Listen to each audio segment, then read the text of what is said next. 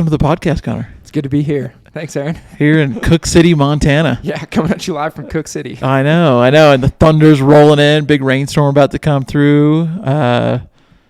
Classic summer in Cook City. Yeah, and it's cool. It's funny that it's the, I guess, like middle point for us between Cody and Bozeman. It is, yeah. I mean, it's a pretty good middle point. It's a good middle point. Well, not so good of a middle point if you don't have a place to do a podcast. That's true. That is very true. What's more concerning is that this is your first time to Cook City.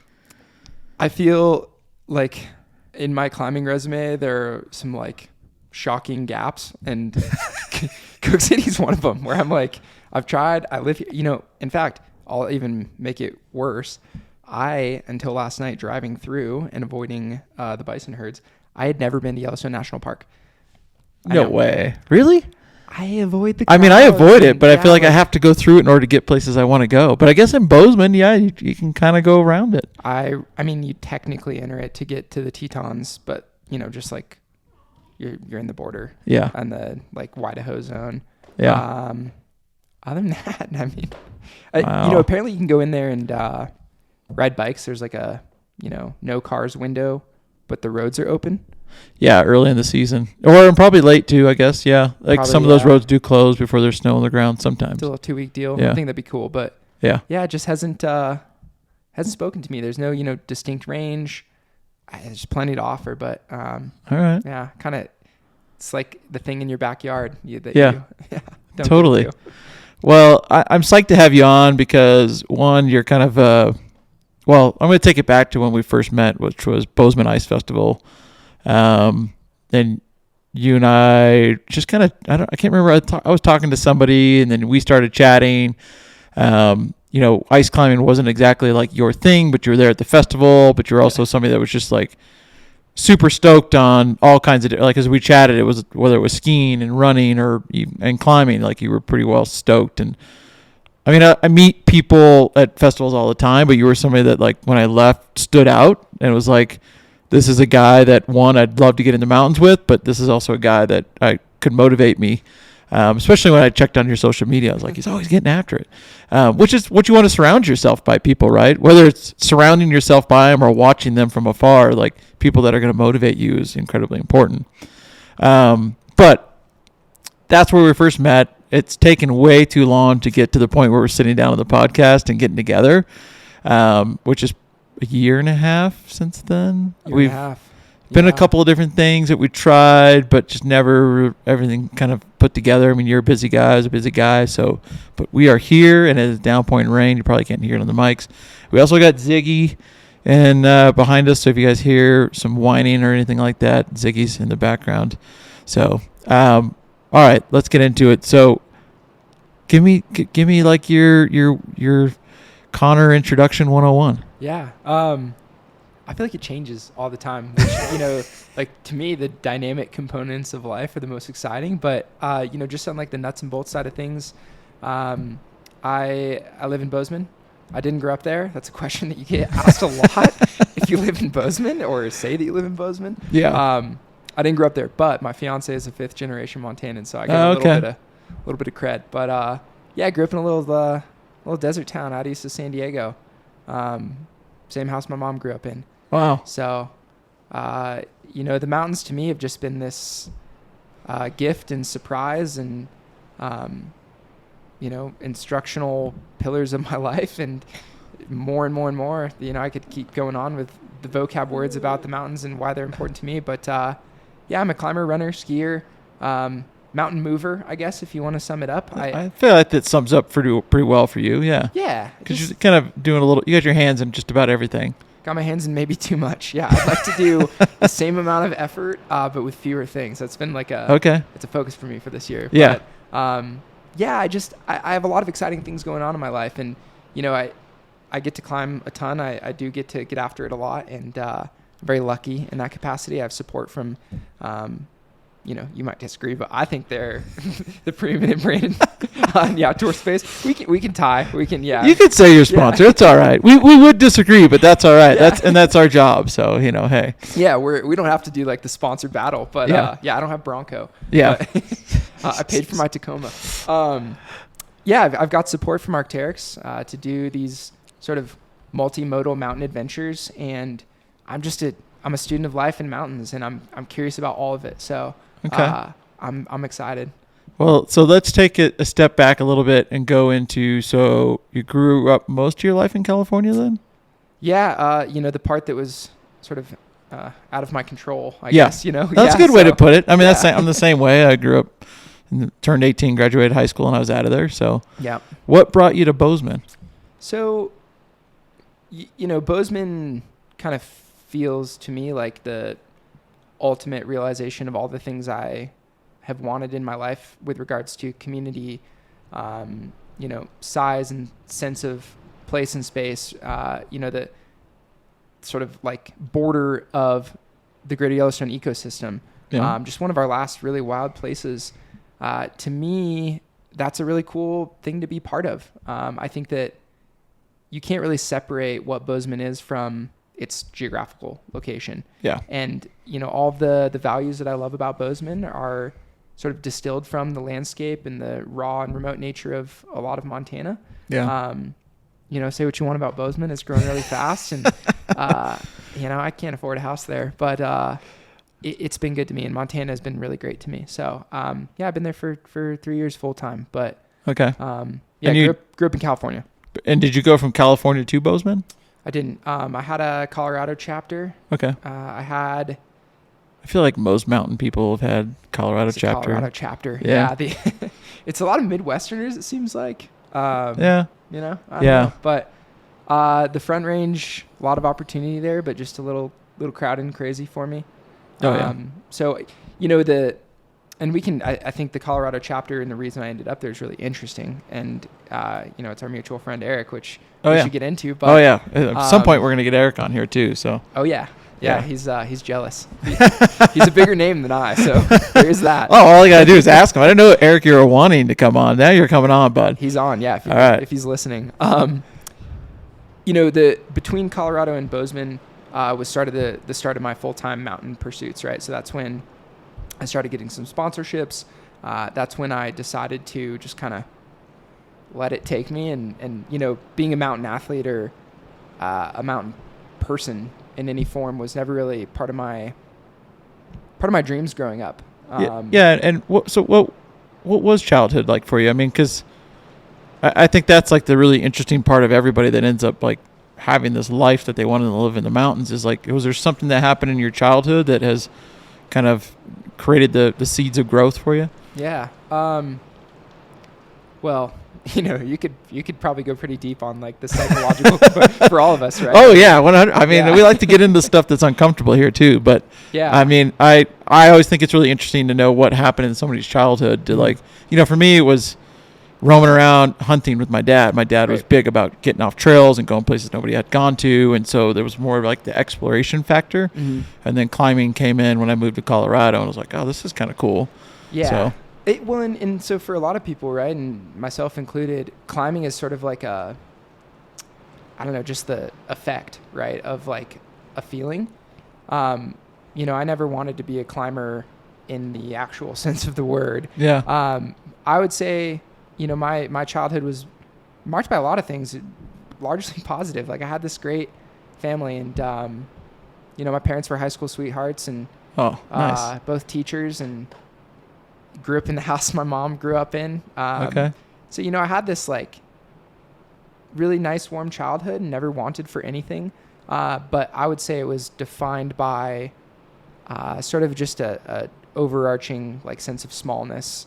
I knew I had to get out of this place.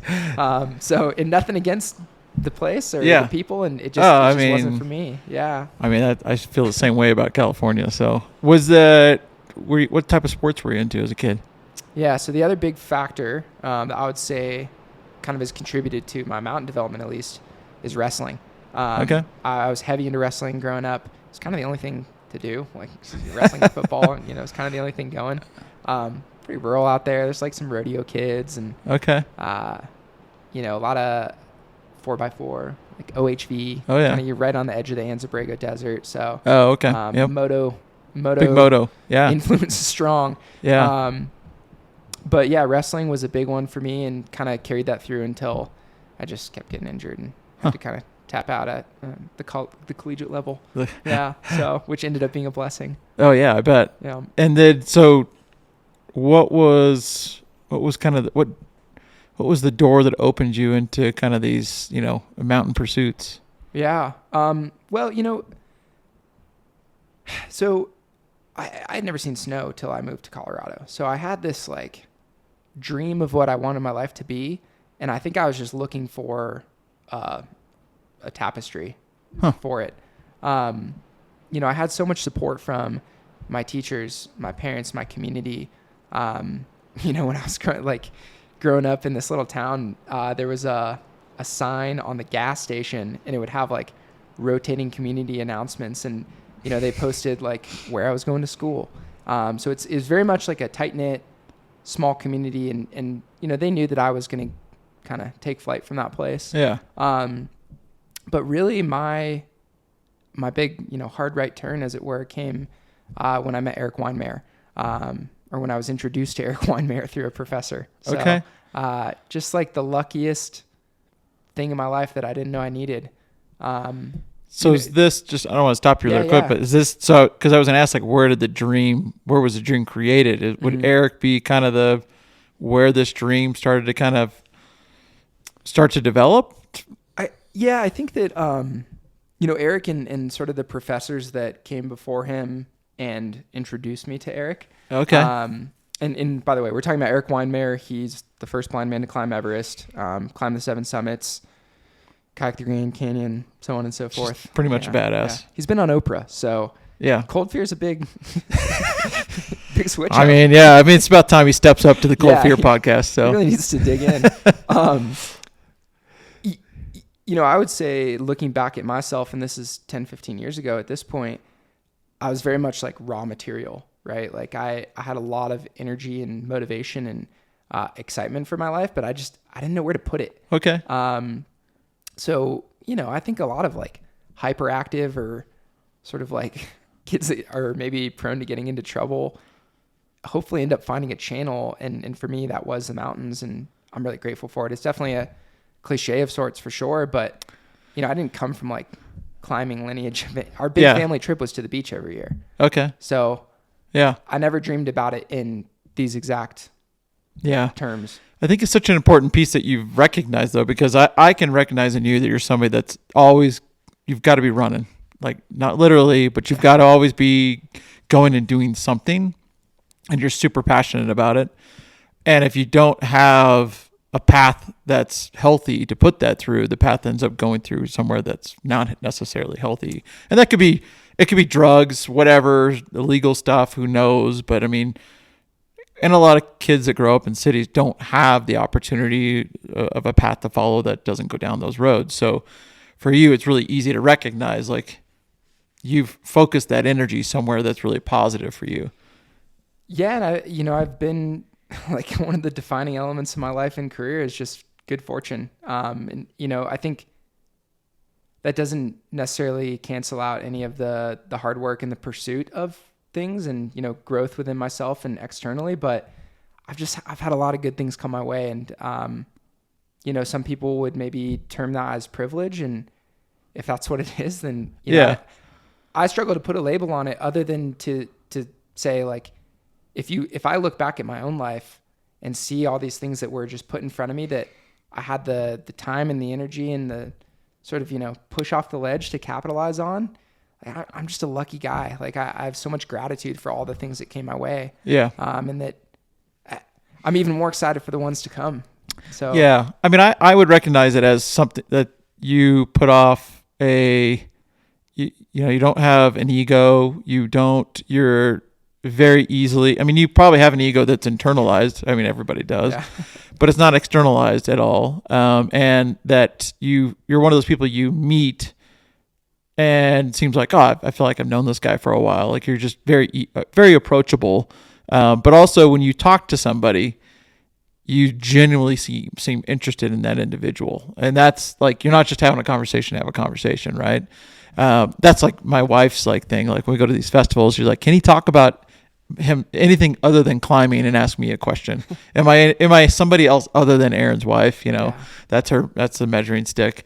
And for you, I think this is, again, we've never really truly hung out until this moment in time here in Cook City. But from that moment in time in Bozeman, like that was the feeling I had. I was like, this is just a really nice guy. He's genuine. He's extra motivated and psyched.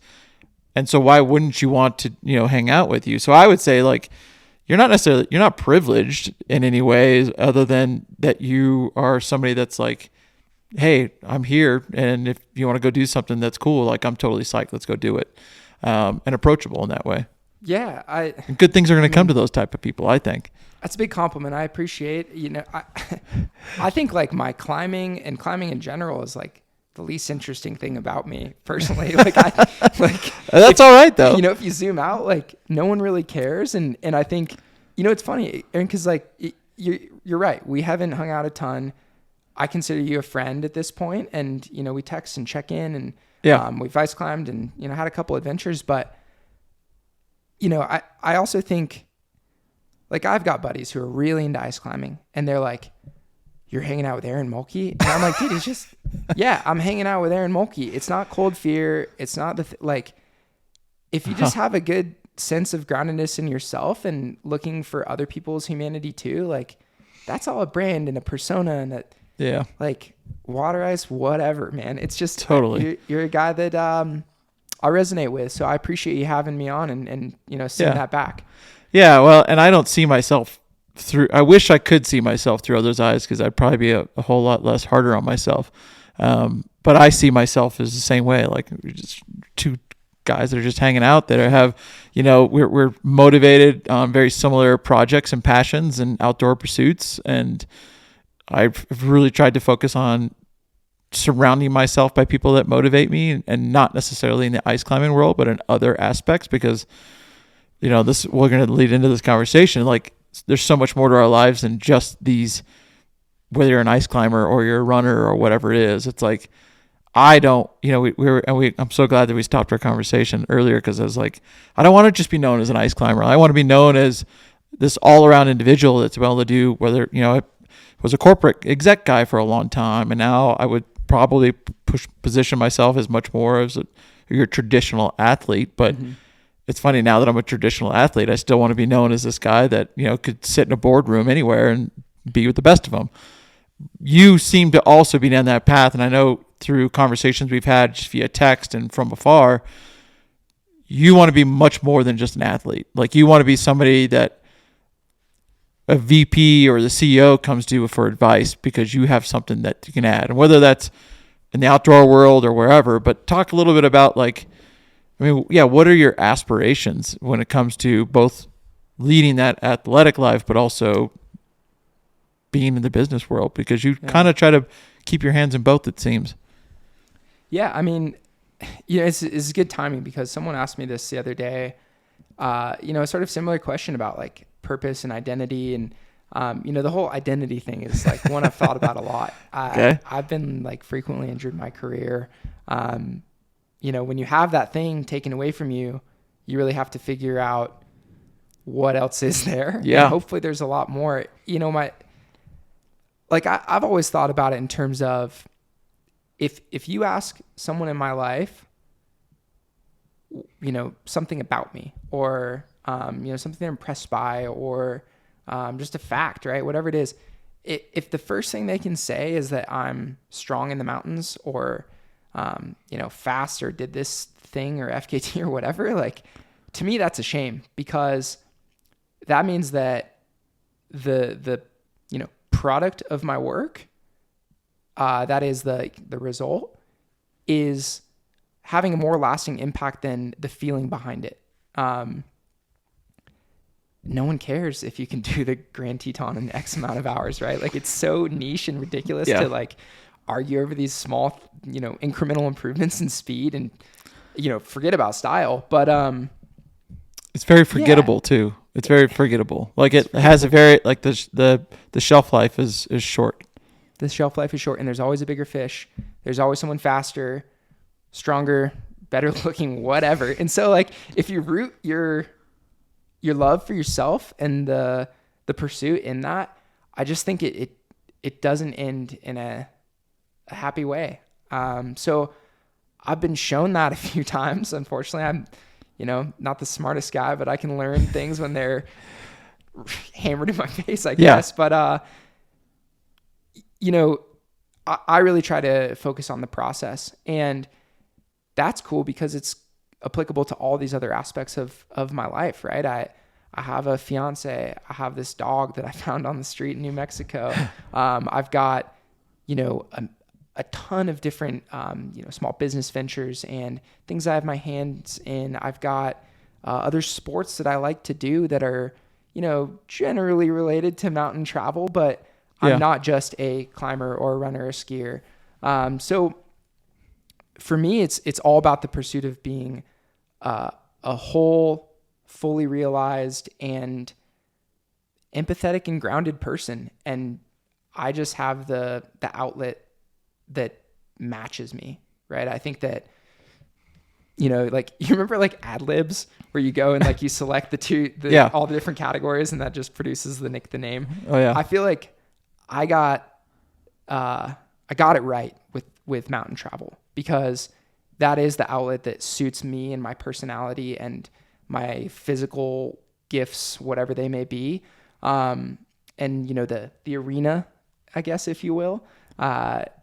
I don't love to race, but I do love to push myself against myself and, yes, others in the mountains. Because I think, speed is relative, but important for my line of work, as it were. Yeah. I just have this incredible outlet, and it fuels all the other pursuits in my life. Being a good partner, being a good friend, showing up for people when it matters, hopefully transitioning out of my mountain career, as it were, in a really graceful way. I'm going to go back to that. Well, no, I'm not. So where do you see, what is the exiting out of your mountain career? Is that as an athlete or making it like part of your profession? What does that mean? Yeah. Well, I mean, from like a sort of just functional perspective, I'm really struggling with having my income tied to the things I'm doing in the mountains. And you can break it down a million ways. I think it's, at the end of the day, difficult to separate that decision making from maybe where you should be making those decisions when you have finances on the line, right? And brands will say that you're out there making your own decisions. Yeah. It's true. I'm out there. I'm an adult. I'm a big boy. I can choose to ski a slope, climb something, whatever.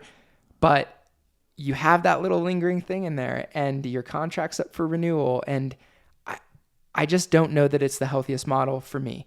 On top of that, there's a million people that want my job, right? Like there are a lot of people that would love to have support from Arc'teryx, and I'm so fortunate and grateful for it. It's been this incredible journey.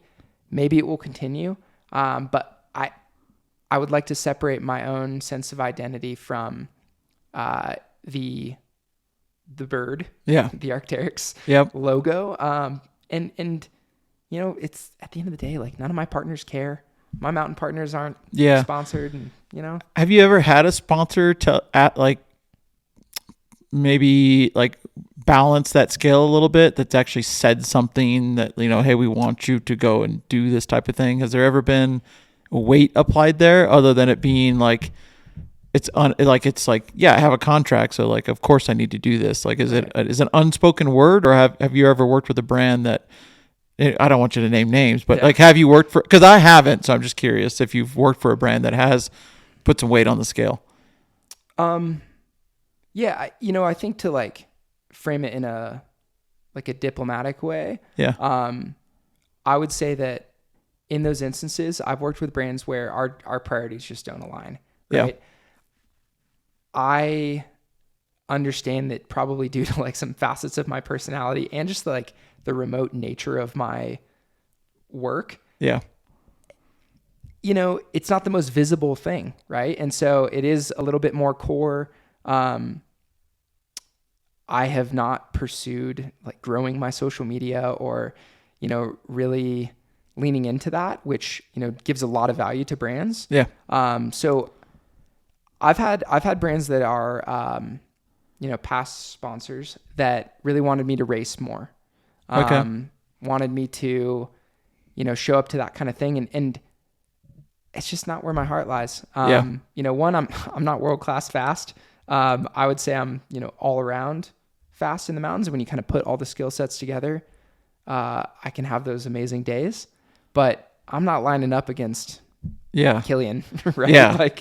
And do you not like racing because you have an expectation on yourself to perform at a certain level, where that is like, if you don't win, then you're kind of hard on yourself? Or is it just because it's just like, my wife just hates competition. She's like, no, I just don't want to do it. And I'm like, okay, well, and because for me, racing, climbing, whether it's climbing or running stuff, I put this pressure on myself that I have to perform at a certain level, but I also feel like other people do too. Mm-hmm. And even it's like running, which is not my thing. I remember I ran the race here a year ago, as like, because there were some people that came up and like, oh, Aaron's running a race, and I'm like, you're going to be disappointed, like, but myself put that pressure. I apply that pressure to myself. Yeah. So is that like, what is it for you in racing? Yeah. Well, of course I want a result, right? And even if that's dissonant with what I can produce or where my training has been focused. So from, on the training side of things, racing has historically been tough for me because peaking for a race or two races or a race calendar doesn't really align with the sort of like conditions, weather, partner, timing in life to go do these big pushes on peaks, right? Like, or if I'm in Alaska on a ski expedition, but I'm training for an early season 50K, right? Like, there's people who do it and they crush, but it just has historically been hard for me to line all that up. And so there's a logistics side of things. But probably part two is the competition.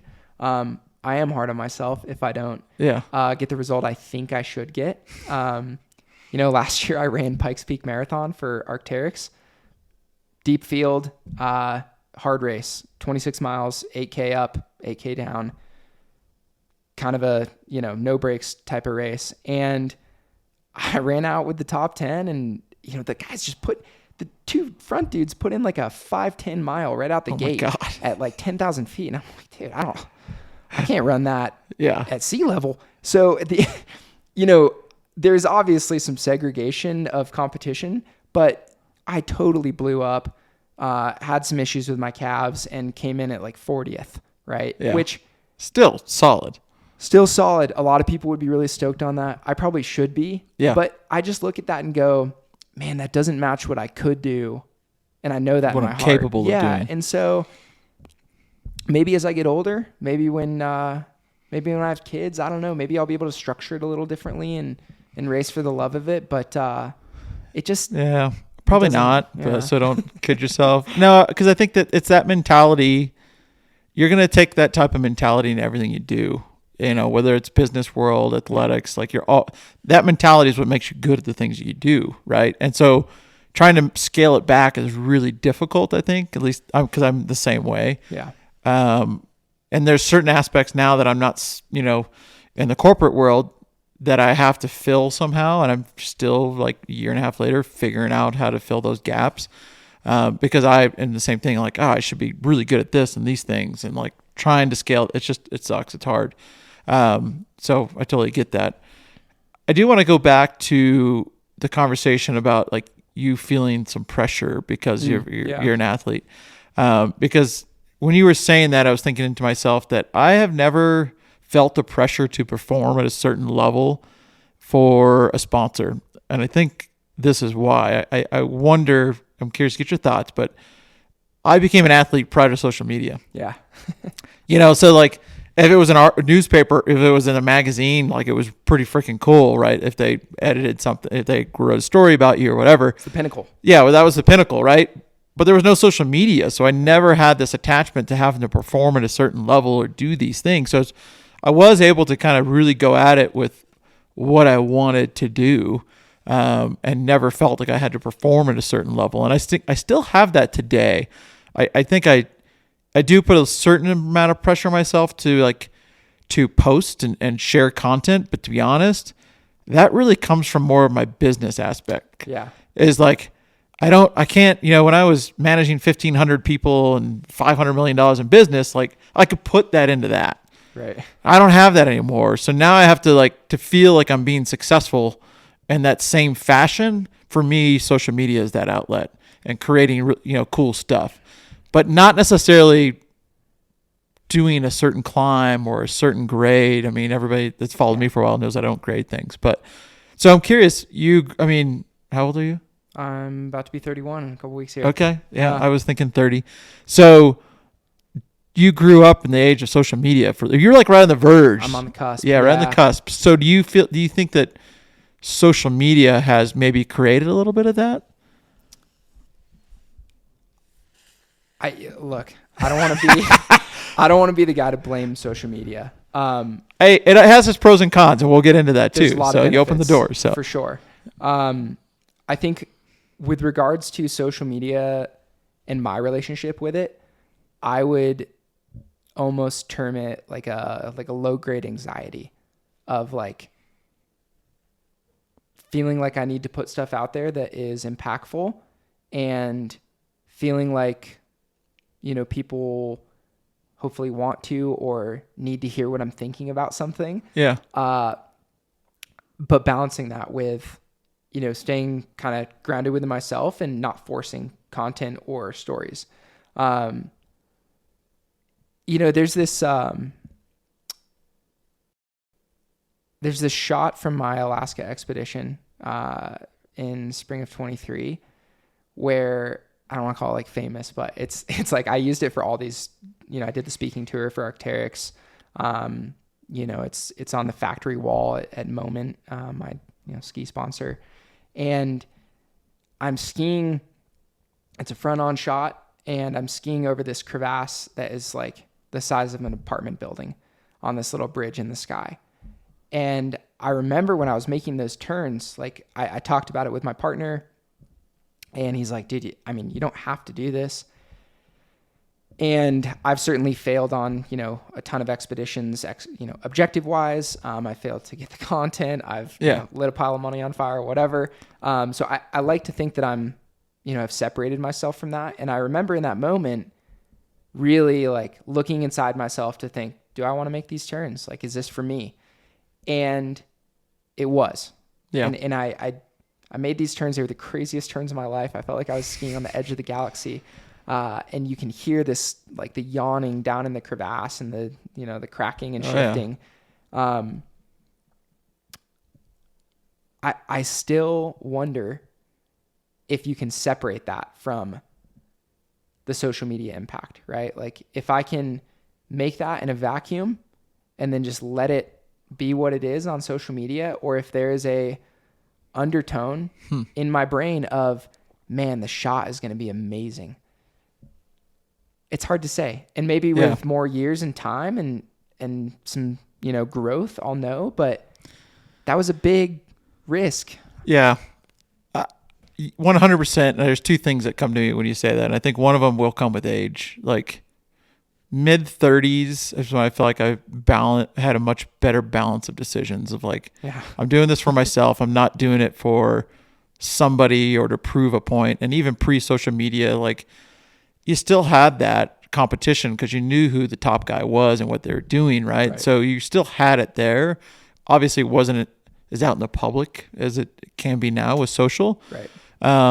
So I think that will come with age. I think you're still in an age where you feel like you're trying to prove yourself to others, right? And when you're trying to prove yourself to others, it can be incredibly dangerous.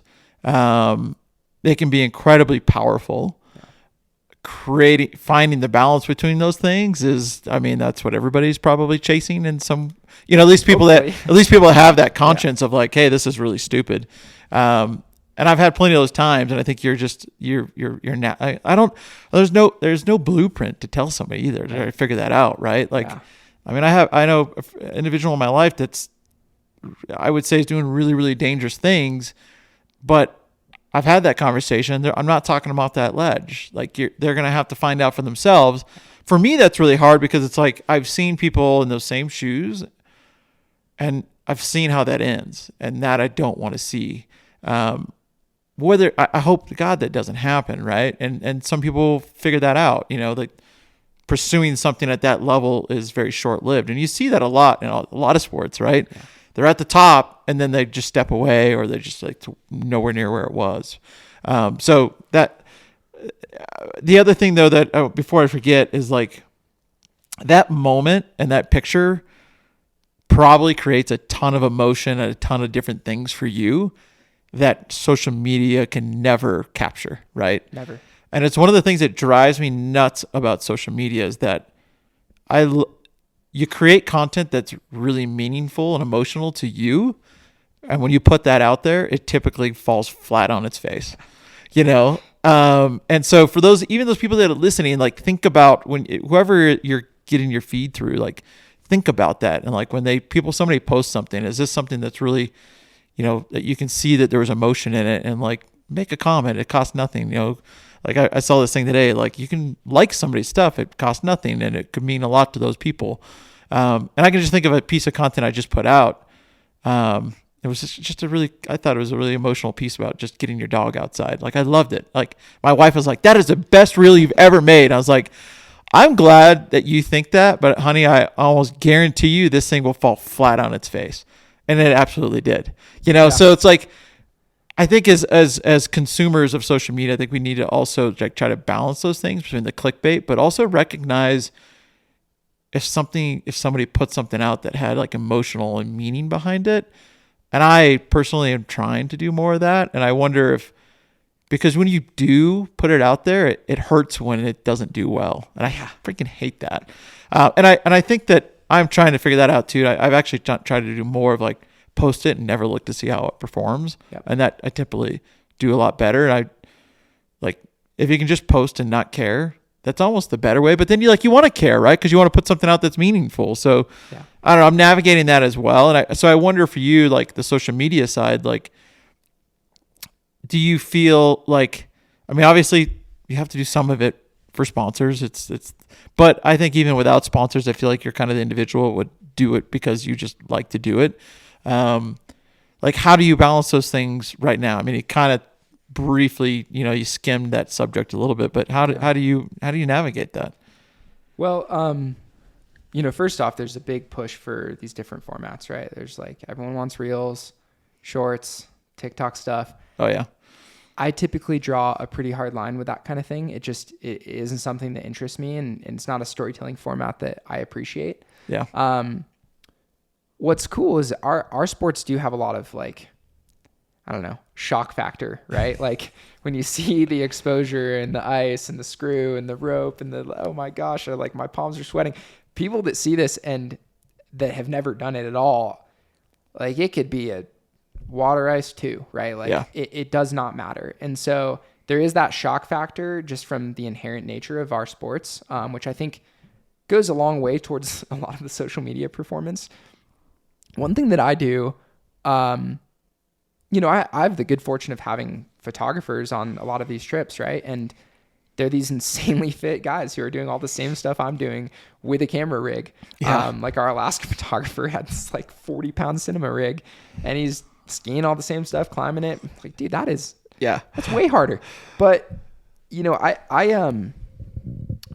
there's certain experiences that I have, and I really hope to continue to have in the mountains that they're just for me, right? And I guess even like talking about them is sort of dangerous. And sometimes it's just a run with my dog. Sometimes it's something more serious that would maybe be like notable if I, published it or whatever. And, for me, some of those experiences, the nature of them is so important to my sense of self and the joy that I have, that I view talking or publishing them, talking about them or publishing them as sort of akin to like picking a wildflower, right? Like it kills that life force, or, picking up the like polished river stone. Like you pull it out of the water and toss it around in your hand or your pocket and it loses its luster. So the vast majority of the bigger things I do in the mountains are, of course, public. And I talk about them as a function of hopefully adding some inherent value to these things I do in the mountains, and as a sponsorship function. But a few of those I keep, and I find myself really looking to those when I'm having tougher times in my life more than I look to the photo shoot or the moment that was captured or whatever.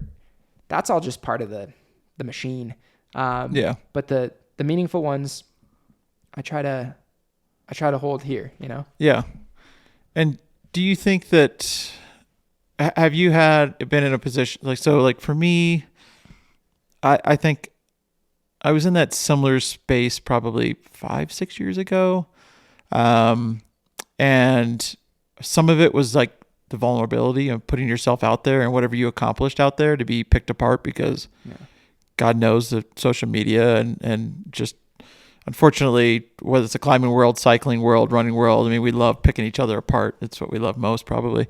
And I hate that about it. But the people, like what I found the most powerful thing for me in social media is the people that reach out to me about like motivating them and changing their life or whatever, and like realizing the power that you have in a conversation or a post, whatever it might be, and like how powerful that is to the people who are there for the right reasons is pretty impactful. And so now, I mean, I think I'm like you. There's certain things that I'll definitely kind of keep to my chest, especially projects and stuff like that. Like, you know, I mean, but if there's something that I think could be shared and can also have power behind it, like it's kind of like, all right, yeah, let's put this out there just because I've seen the change that it can create, you know. And I think social media feeds are what we curate them, right? Like, you know, if you get that one reel that's like, you know, dogs playing around and you like it, you're going to continue to get dogs playing around, right? Like, but if you like negative stuff, guess what? You're going to continue to get negative stuff. Like I think Chris Burkhardt said this the best when we were at a BD meeting, and he was like, like if you don't like the feed you're getting, you are the curator. Like you can't get mad at the feed.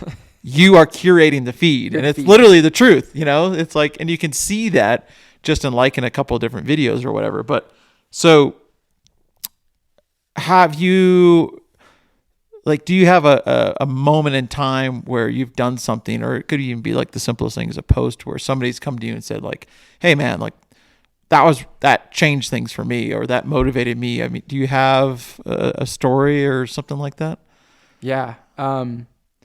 Well, I think probably important to share first that I have sort of the downside story of that to share. Yeah.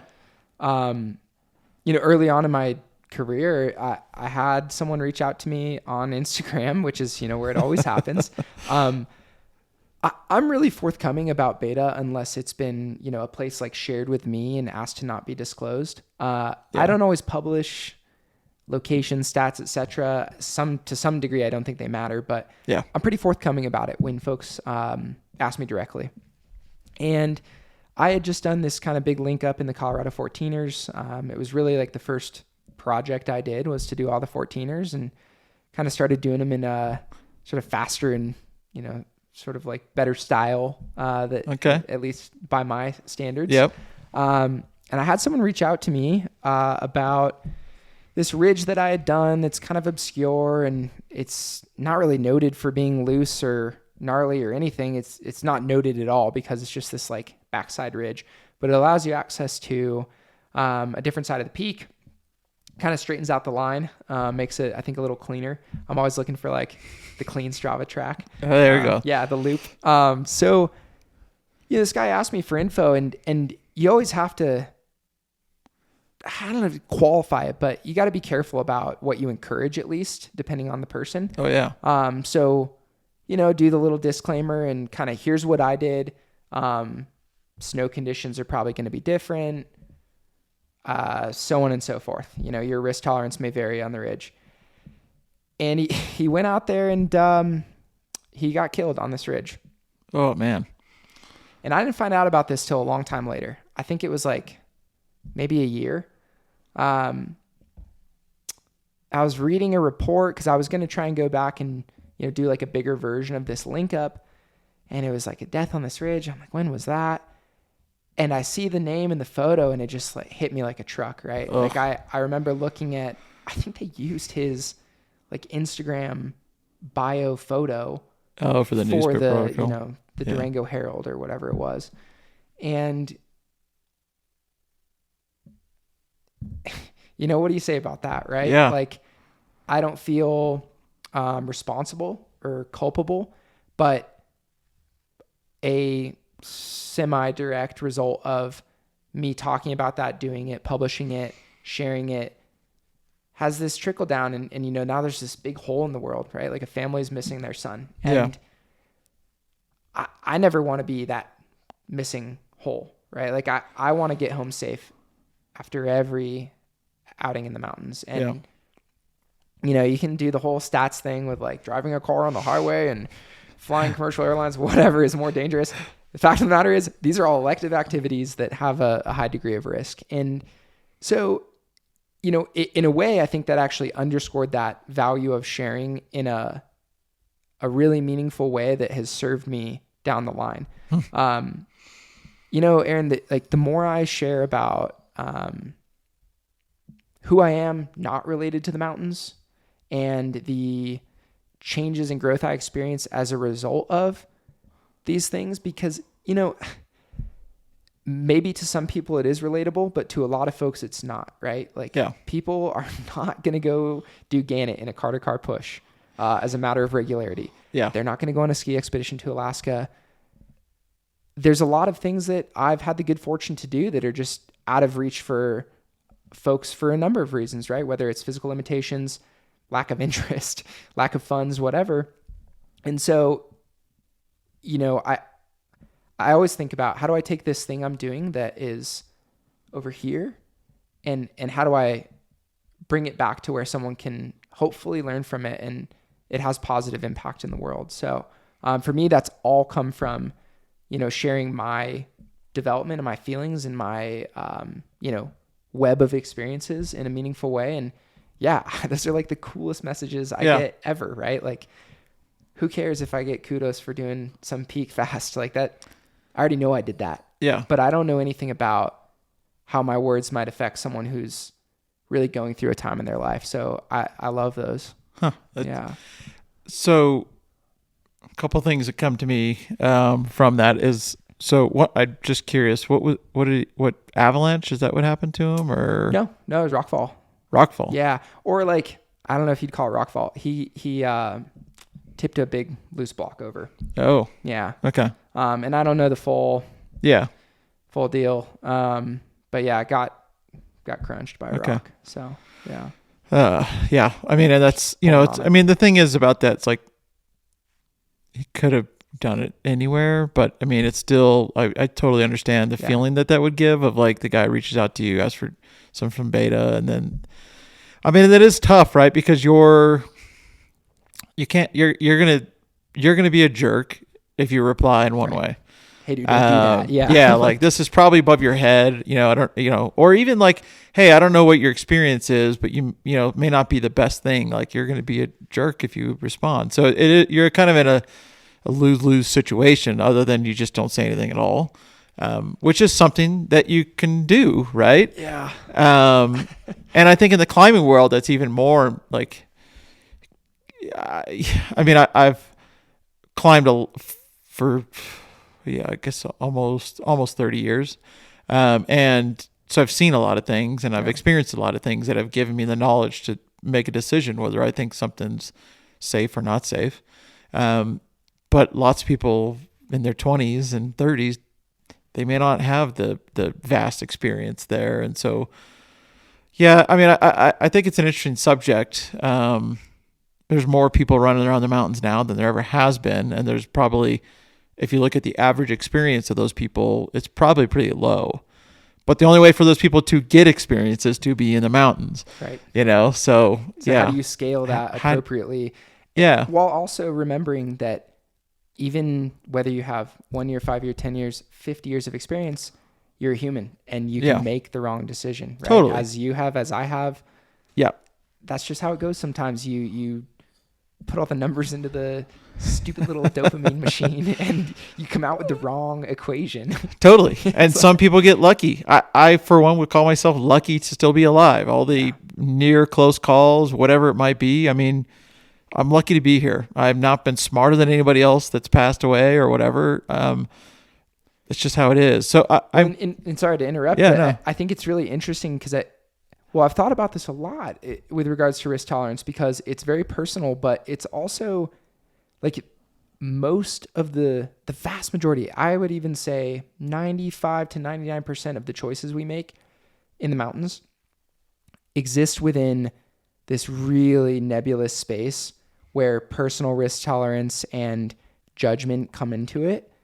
There's very few situations that are clearly go, no go, right? Like those ones are obvious. Like when we went and climbed, what did we not climb? Broken Hearts. Oh, yeah. And we almost got killed by all those rocks coming Yeah. down. And we're just like, okay, well, we're not going to go climb that, obviously. Yeah. If there had been less rocks, less wind, Yeah. we could have made the wrong call, right? Or we could have done it and been like, yep. Totally we forgot made about that. Yeah, it was Yeah, crazy. because I was there thinking, well, as soon as we get out of this pocket from the rock fall, we're going to be fine. Yeah. And I've been here probably 100 times and never been hit, but it only takes the one freaking time. And it finally got to a point to where, like, I think all of us were feeling uncomfortable. I probably should have felt much more uncomfortable about it previously, but I think that was just like, I've been there. I've been here so many times, but that's exactly the thing that gets you is that complacency And group dynamic. in the group dynamic. Yeah. And, no, that's just totally interesting. Yeah. I mean, and just for anybody that's listening, we went to go climb Broken Hearts with Eric. It was a super windy day. There was very little snow on the ground, and we're at the base of the first pitch, and there's just literally rocks raining down, pretty consistently. Yeah. And we were there way too long. We were there much longer than we ever should have been. We should have pulled the plug a lot sooner. Yeah. But that's okay because, and I think it's important to talk about, the small errors in judgment as much as the big errors in judgment, right? Like I've got one really big one, right? But there's a lot of small ones that you look and go, I could have turned. Like those are the ones that are, I think, more interesting. Yeah. So how do you think that people like ourselves, or really anybody, honestly, can utilize social media to help educate people? Like, how can you, because we do have this, right? We have so many people. It's one thing because people are seeing this content, they're motivated to get outside. And I think there's a couple of avenues to go down here. But one is that you're providing some of these people a resource, or even let's just call it a mode or a path to de-stress, to find themselves in ways that are very unique. And I think that's climbing wise, it's running wise. I mean, I found that in all the sports that we share, it's pretty priceless when you can find that, and get away from whatever's going on in your life stress wise. And so it's like, you don't want to I'm not going to do anything because we're posting and we're creating more, making this more popular, right? And you're actually almost like taking away this mental drug that we know is powerful, which is why we're there. We don't want to do that, but is there a way maybe that we can do a better job as a community to educate people? I don't know. I don't have an answer. Well, I mean, there's more people out there that want to ski Great POW than there are POW runs available. True. In these little spots, right? That are delicate ecosystems. Sometimes there's access issues, right? Like with a landowner, with the road, with, Highlight closes every April because the road substrate is too smushy, right? So spring skiing and Highlight is a seriously tough endeavor. You got to get your bike involved. That said, for me, the only sort of immediate solution is really just one-to-one. I think that you can't possibly communicate the right message to every one of your followers and it's just an imperfect format anyway, right? Like Yeah. whatever you put out there is going to be viewed positively by some, negatively by others, neutral or I don't care by a lot. Yeah. So I really tried to make it a point, and this is, I think, a cool development for me is like I finally feel that I'm in a stage of my climbing and my mountain movement that I can sort of mentor someone into that space. And if I work with two people that are really motivated, really stoked, putting in the work, the finances don't matter. Like, to me, that's all just, I give away skis. I give away all my season kit. I want the people that need this stuff to have it. And, so I try and do what I can with this really small, circle that I have. And I think if I can work with 2-3 young guys or gals that are really interested in getting into the mountains and, honing their approach and, making their dreams possible in the mountains, that to me is a win. Yeah. And all it would take is everyone doing that same thing, because whatever I put out there on social media, you read it, it's gone. Yeah. You don't want to be emotionally attached to it. That's for sure. Yeah. I mean, it's hard not to, but what would you consider to be your, we're going completely off social media, which is fine. Let's do it. What would you consider to be your greatest achievement?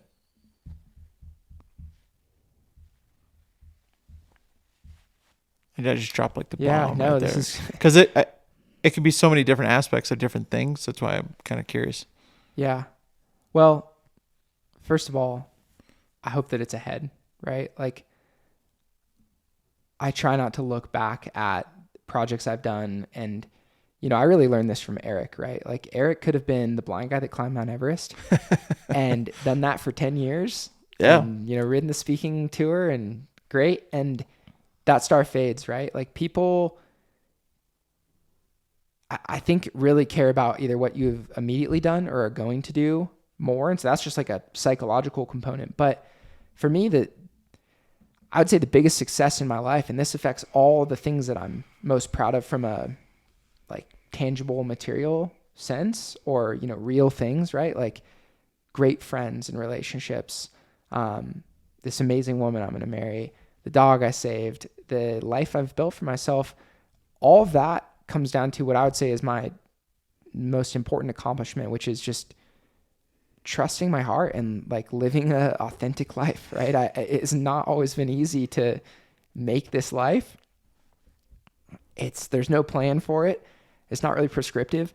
I don't have the athletic talent to just like make the rest not matter, right? To where I get these big deals. So I have to like do all this stuff to make it work. And so for me, that is, I would say, the most important thing is having the character to listen to what I know is important and act on it when there's just so much noise in the world and people telling you to do this, people telling you not to do this, people telling you to live this way, don't climb that, whatever it is, right? There's so many influences and inputs. And so I'm really lucky that I've been able to strip all that away and just know what's important to me.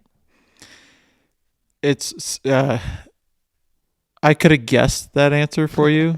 Is it too philosophical? No. I think it's a very telling tale into somebody. And when I've asked this question previously, it tells you a lot about somebody. And it matches, your answer matches what we've already been talking about, and I think the answer to me, if there is, I guess somebody could argue whether there's a right answer, but I think it is the right answer, is that you're looking at not this one achievement in your life that is what you think makes you who you are. The achievement for you is this lifelong list of accomplishments that makes you feel a certain way, but also makes you who you believe that you are, right? And I think that type of thinking is also the answer to being in the climbing world, the athletic world, where there are risks involved. Mm-hmm. I think that is the path to a long life. because I do think that some people get too focused on that big achievement. And if you're always chasing the big achievement all the time is not typically going to provide you a long life. And so being attached to maybe accomplishing a whole lot of things over that period of time, that all have different values to you is really the answer to living for a long time. I mean, hopefully. And if you can, but I just don't, not everybody's built to have that same value system, right? Mm-hmm. I mean, I'm sure it all goes to something in your childhood that makes you feel that way. Everything goes back to your childhood. It Come does, on. yeah. Well, somebody to blame there somewhere. But there's plenty of people to blame. I can look in a mirror and blame myself for a lot of stuff. I think when it comes to accomplishments though, like maybe you do get the big one, right? Yeah, and sure. Maybe for someone that fulfills them, I think every decision I make is based around coming home safely, but I've never really thought about like the longevity of my life as an important factor other than I want to watch my theoretical kids grow old, right? Yeah. Like, of course, yeah. I want to live this long and happy life and grow old with my partner, but our impact is so small from a, time perspective. Oh yeah. 100%. I just, I was never like a track and field guy. I was never fast enough. So I was a wrestler. I was like, just, banging my head against the wall. But there's this, Steve Prefontaine. I have the name. I recognize the name. But premier American runner. Okay. And, I believe he specialized in the mile or the 1500 meter for you Olympic fans. Yeah. It's funny. I had to look at the other day. I'm like, I'm pretty sure that's a mile. Why are we 1500 meters? It's 100 meters short of a mile. Yeah. Anyway, he died really young. I think it was a car accident, and he had this quote. He had all these like quotable moments, but one of them was, "To give anything less than your best is to sacrifice the gift." And I don't know even necessarily maybe what my gift is yet. I know it's not speed or climbing technical proficiency, right? Like it's none of those things that are like, it's not climbing a grade or skiing a slope or whatever it is. It's something that I'm still developing, but I know that I'm not going to waste it. I know that I'm showing up in all the aspects of my life. And it just gives me a lot of fulfillment, like even through my injuries and through the down points that you don't really see on social media. Yeah. But I think that like so many people that are out there look at your posts or somebody else's post and like, this is the life I want. Like, look what they did. Right. And so we're always trying to achieve those high points. Right. And I think that can be a really difficult, unhappy life to live. And I think I almost look at it like, it's like, if I'm not much of a drug guy or an alcohol guy, but like if you got a really incredible high and then you keep going to that high, you got to keep taking more and more, and the high, the more dangerous it becomes. And I think in the climbing world or ski world, all those things, like you get that high point, in order to reach that same high again, you got to keep hitting that. You got to keep hitting that. If that's what you attach your ego to and your reason for living, right? That becomes dangerous. And you can see it in an alcoholic, you can see it in a drug addict. It all started small, right? And I think you can see that in the climbing world. And I know people in my life that the climbing is their drug. And that's the only thing. That's the drug, right? There's nothing else, no other aspects in their life that provide them or make them feel a certain way unless they're climbing. It can be dangerous, It's dangerous. And so, I just think for those people listening, like that's just really important to understand, like, because I've been that way. And I think just having this conversation is making me understand that way of thinking for myself as well, of like that where my values sit and, the priority I put on certain things. And it's like, yeah, I want to go out and pursue these things and I want to go do them, but I also don't necessarily attach all of myself to those things. That there's more things that I want out of my life. And I mean, I think at the same time, it's important to not judge too harshly when people do, right? Or judge their risk tolerance with regards to, oh, I wouldn't have skied that, or I can't believe they climbed that without weather window. You know, whatever it is. Like, you've heard it all before. When they get away with it, they're heroes. When they make the wrong decision, they're zeros, right? Like, and there's absolutely. all this instant judgment. For me, just being in the mountains and moving quickly through them is like the purest form of thanks I have for this incredible life that I get to live, right? Like, it's great. I think that I have the same thoughts on that. What I would hope for that individual that is doing that is that somebody sat down and is willing to sit down and have a conversation with them about why are they doing these things, and are they the right reasons, and do they understand what's there? They may listen to, they may not, but I do hope that people, you know, at least really dissect that a little bit also for themselves, because I look back and this is one of the things when I do speaking gigs is like the most dangerous years of my life were when I was in the most emotionally unstable. I was literally chasing the most dangerous things in my life to escape my life. Yeah. To escape the things I didn't like in my life or I didn't have to think about. Like, so in order for me to, you know, not think about my life and what was going on with my family or money or whatever it was to do something extremely dangerous, to where all of my focus was into that thing. And then when you accomplished it, you had this massive high and you didn't think about how bad these other things were in your life. And so I think there's a balance on all of those things. I mean, we're obviously talking about that, but like, would I take back those things in my life? Man, I don't know that I would. You know, I mean, I would if I had died for sure. Yeah. Like I got lucky. Would anybody? I think I could say if somebody had sat me down at that point and said, "Hey, why are you doing these things? Let's talk about it." I was way too proud to do that. Like I'm pretty freaking stubborn, you know, and I would have been like, "I'm doing it because that's what I love. It's my passion." And sure it is, but all of us can. You know, you can have a drink at night, or you can have 10. And so I think there's a healthy balance between those things. And I think the people that I respect the most in the climbing world, they pick, right? Like it's the right weather. Everything's like, they're not just going out and just throwing themselves at the things that they're doing. They're waiting for the perfect moment. And you can't eliminate all risk, but you sure as hell can calculate things. And you're never going to eliminate all of it, but you sure as hell can pick the right time to do it, you know, and have that patience to make the decisions. Which hopefully comes with time, right? Yeah. I mean, I think, and we can get into this if you want, you know, after my avalanche in April, we finally get back to the car and kind of like breathe a little, let our guard down. Let's take a step back real quick. After this avalanche, so just talk about a little bit like what happened. Yeah.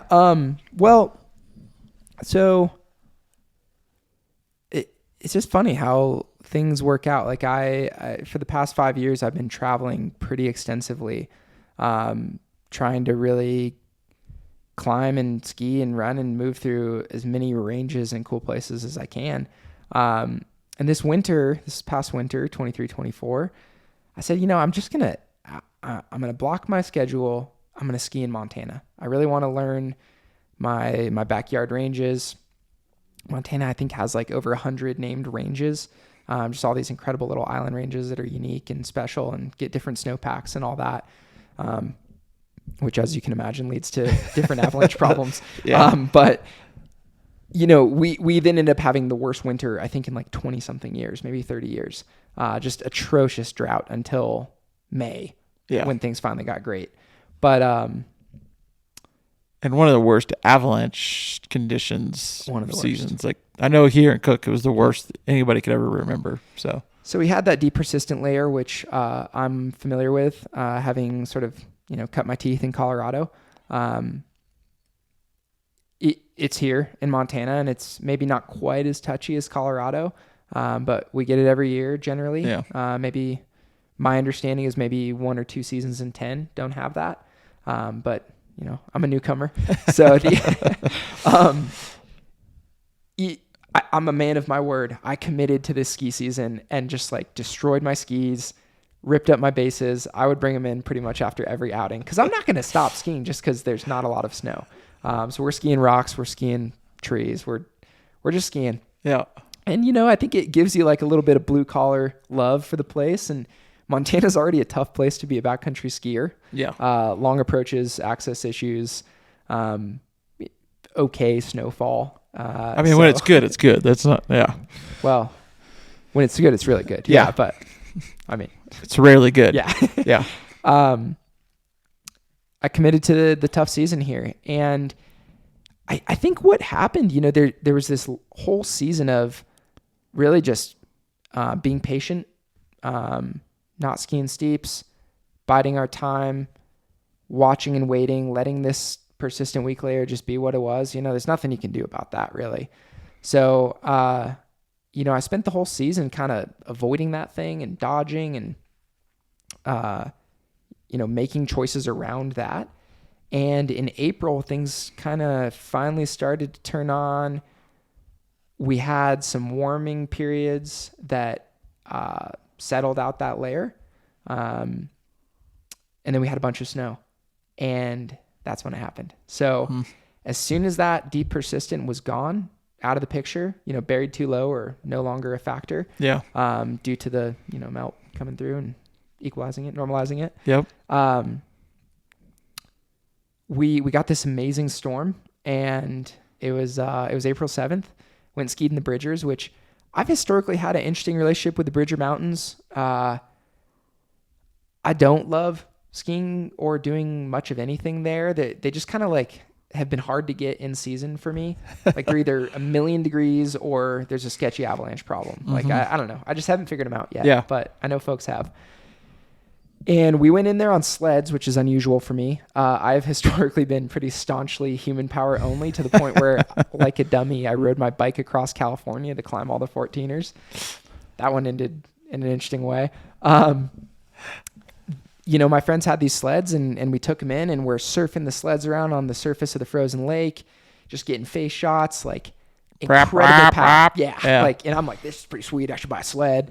Getting into it. And that's how it all starts. It's how it all starts, yeah. And, I think our guard was down, one, because the sledding was just so much fun. We weren't really seeing much going on. We were sledding up this gully, and everything, it came in the right side up, came in the right, like, temperature gradient. Yep.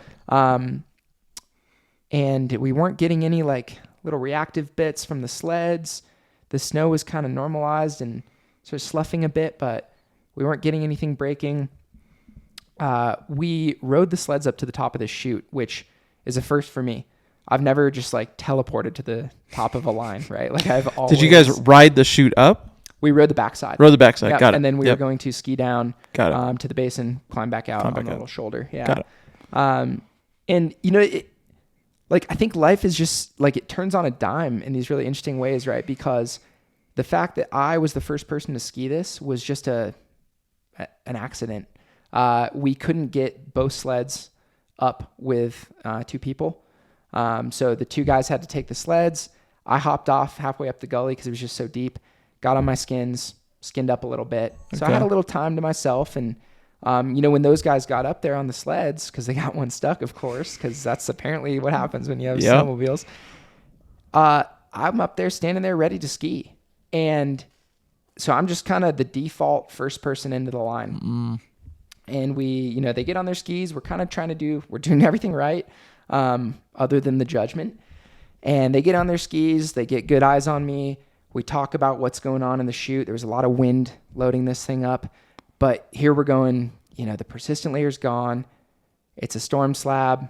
There's some wind loading this thing, but we're not getting the evidence that we thought we needed for calling it no-go. Yeah. And I decided to ski cut this slope, which, as an asterisk disclaimer, is not a recommended tactic. Okay. It can work. It takes a lot of time and terrain knowledge and, the right speed and angle and all of that. So use at your own risk. And at this point, you guys didn't dig a pit or anything like that? We dug some little hand pits and kind of like checked everything out. We're always putting our poles in and feeling for layers. And, the sleds are so heavy. And so we had been riding these similar slopes that are lower angle, and not really seeing. You shouldn't always base things on gut and sense, but a lot of mountain travel is that, as you know, right? You can't make a science-based decision on everything. I ski cut this slope, nothing. I ski cut it again, nothing. And I'm talking to Elliot, one of my partners, and I'm like, man, I thought it should have gone right there. Like I totally was looking at it. There's this little lens of snow, kind of the shape, and I'm like, I can't believe it didn't go. Yeah. And it didn't, and I cut it hard, and then I stomped it, no movement. And so I decided to ski it, and I made 3 turns that were amazing, like way steep pow. And on the 3rd turn, just everything shifted. Like it was like almost like an earthquake, right? I grew up in Southern California, so I know the quake feeling. And I saw it break at my skis wall to wall in this tight rock chute, and I fell back on top of it and just started rocketing. And it's really, so like looking back at all the data and stuff, like it's so insane to see my little ski turns and then my GPS watch just go bananas. Oh, right? yeah. They go up to 30 something miles an hour. And we have this on video. Oh, wow. Dan was filming me from above as I rocketed down this slope, and you can see it ripple wall to wall and pick me up. And I'm just on this magic carpet to hell going, okay, how do I not get strained through these trees at the bottom? And so the real big mistake that we made and that I made in skiing this slope was not thinking about the run out, right? I was thinking all about, hey, if I can get this to cut or not, it's a ski, and not the consequence of what if I do get caught? Yeah. So there's a bunch of trees at the run out of this steep slope, and my whole objective was just to not get dragged through those. So I got lucky. I didn't have my toe pieces locked. This is so inexplicable. No toe pieces locked, sitting on my butt on top of this avalanche. It broke at my feet, so I was lucky, and not behind me.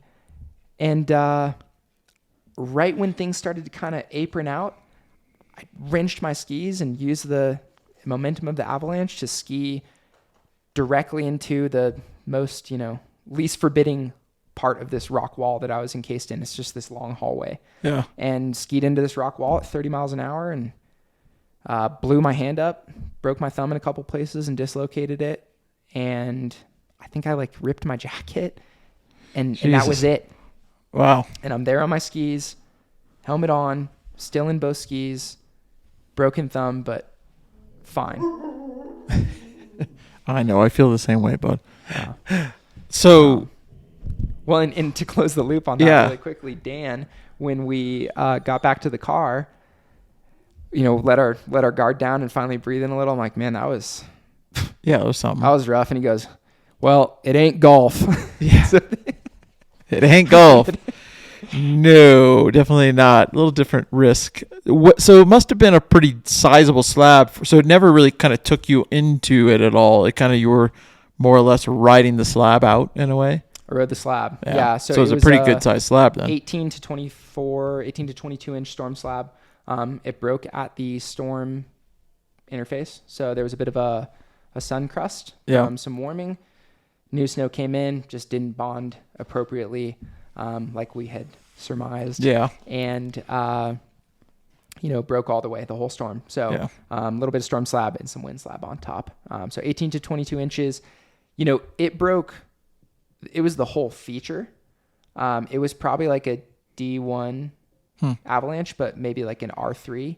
Okay. So, in, I guess, layman's terms, the slope broke as big as it could. Even though in the scope of, avalanches at large worldwide, it wasn't that big of a destructive avalanche. Yeah. Yeah. But it broke wall to wall in a confined feature. How far did it take you down? I think we measured it 250 to 300 feet of riding. Yeah. And I was probably 80 to 100 feet down the slope when it cut on me. So, I think the line's maybe 1,000 feet. And I skied out 300-400 feet above the Wow. trees. What do you think is like the big takeaway for you from a learning perspective from that? Yeah. Well, I mean, there's all the like heuristic trap type stuff, right? Like we've been skiing this snowpack. I'm with partners that I trust. Our standard tricks didn't dissuade us from skiing it, right? So like you can look at the whole toolbox of decision making, and an avalanche professional could say, well, here's where you went wrong, right? Yeah. And like I've looked at all of that. And so I'm pretty at peace with like that component of it, right? Like we made a wrong decision and I got lucky. You got lucky. Yep. Sometimes it's as simple as that. Sometimes it's as simple as that, and it didn't end worse. And I remember thinking as I was sliding, Dan was coming in over the radio, which by the way, I'm a big fan of Rocky Talkies. I do have a relationship with them. So, take this with a grain of salt, but they were absolutely critical in this scenario because rather than shouting up the slope, hey, I'm okay, but my hand is broken, it was calm, it was cool, it was collected. I'm talking on the radio with these guys. It made the whole exit and rescue significantly easier and safer. Yeah. Big fan of backcountry radios.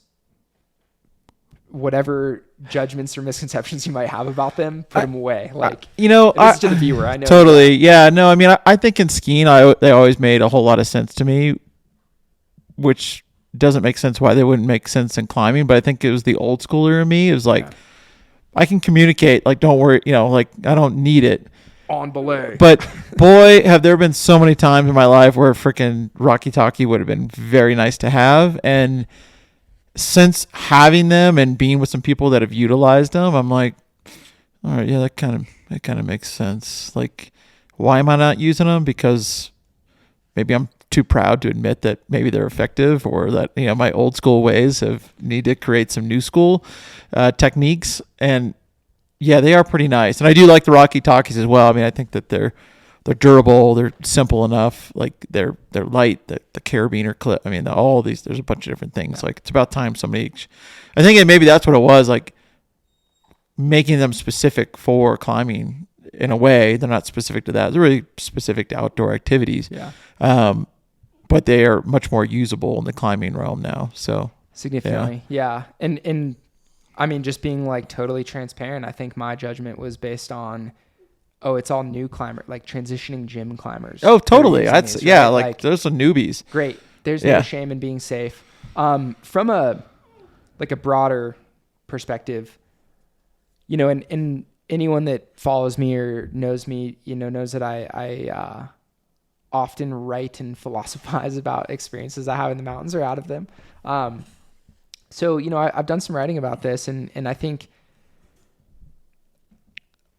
like the most important way for me to think about that avalanche is that it waited a really, really long time for me, right? And not a couple years or since I started skiing or climbing, which was really not so long ago, right? Like I taught myself to ski when I was 21 years old, and I remember being so determined to be a good skier, and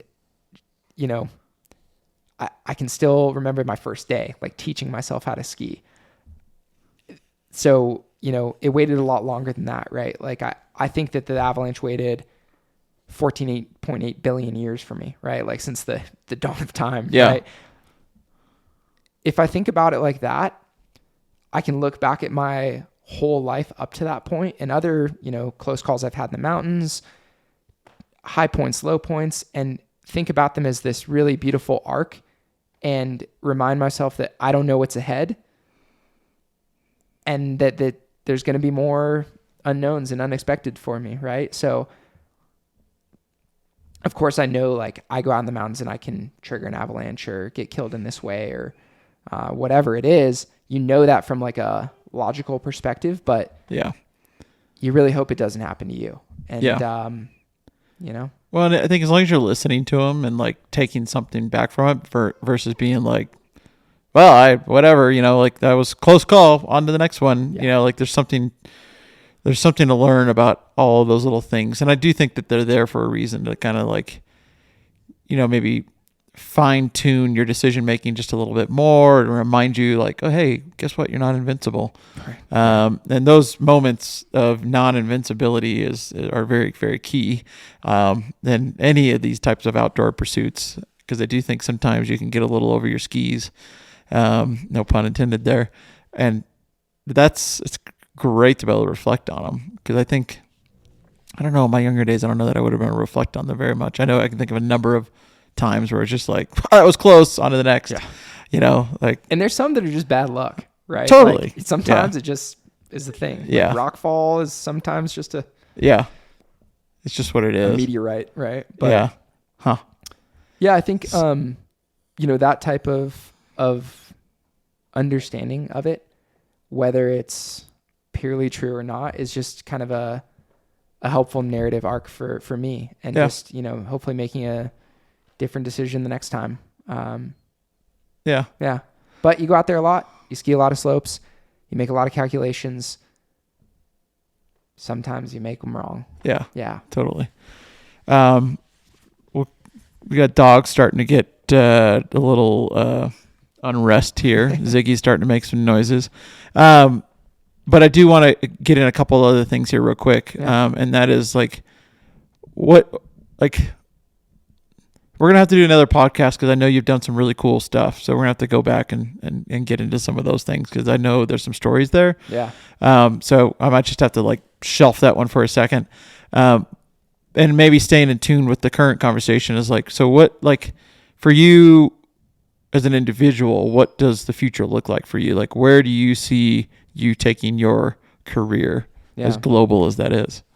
Yeah. So, well, first of all, I do think it's very on brand for me, at least, to like do this whole podcast and not talk a second about my, quote unquote accomplishments. I love that. Yeah. We went down some holes there, but that's all right. Yeah. And I'd love to do a, greatest hits type thing. So, we can do that. And well, I will say that I don't have the presumption or, the arrogance to think that I know how that's going to unfold, right? Like, building off of this last topic, like, I didn't think I was ever going to be a sponsored climber, right? Like, for me, that was never even on the radar, let alone like, a distant dream. Yeah. So I do love the element of magic in life to some extent, but I do think you have to plan and prep, right? So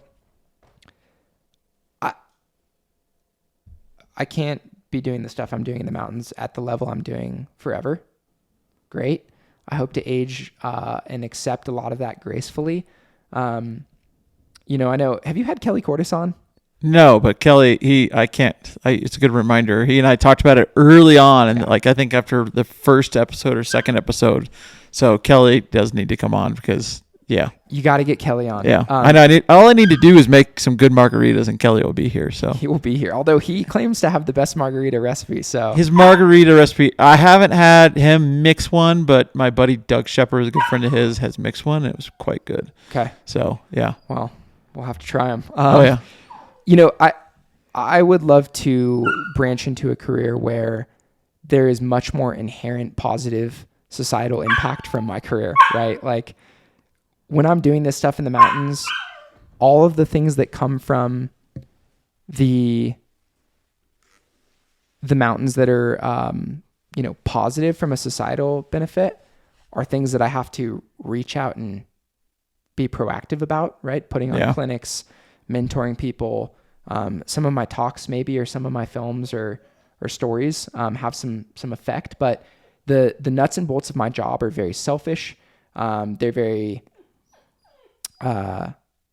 quiet. Mm-hmm. And so the next thing in my life that I commit myself to has to have that as a core component, right? Like, doing all these things for people that I've been gifted my whole life, right? Like, I've been given so many opportunities, and I want to provide those for other people. So I'm cooking up some cool stuff. I'm working on some things with Arc'teryx, sort of in the longer term view. I have a lot of ideas about like helping people gain confidence through moving in the mountains, and just through basic physical fitness, right? Like, for me, it didn't start with mountains. It started with just going to the gym, and like, I was a tiny kid. I was like 4'11" when I started high school. And so I was like, the only thing I have is just, I can do a lot of pull-ups. Right. So like, I think that everyone would be better off if they were confident in their body. Oh yeah. So that kind of thing, I starts just at would the love gym. it starts at the gym. Yeah. So. In a lot of ways. And everything's, all the stuff you see is a product of that. Yeah. So, yeah. I mean, it's training for me right now is how I get myself mentally and confidently prepared for the ice climbing season. Going into that with some confidence of what I've done strength wise is key. And mentally is a big component, right? Oh yeah. Hanging on tools, great. For me to get back on the horse after the avalanche, it was standing on slopes and visualizing me skiing them and not having it drag me, right? Like, it's a scary feeling to be committing. Totally. Oh yeah. So, well, thanks for your time. We're definitely gonna have a part 2 here, guys, because Ziggy says she is over it. But thanks for listening, and obviously thanks for your time. But yeah, we're gonna have to go part 2. We'll run it back. We'll do the mountain highlights next. Oh yeah, time, we'll go mountain highlights. Now you've got the philosophy. Yeah, we got pinning that. So we got that done. Yeah, we solved all of those problems in the world. Yeah. Yeah. Well, thank you, awesome. Aaron. Thanks.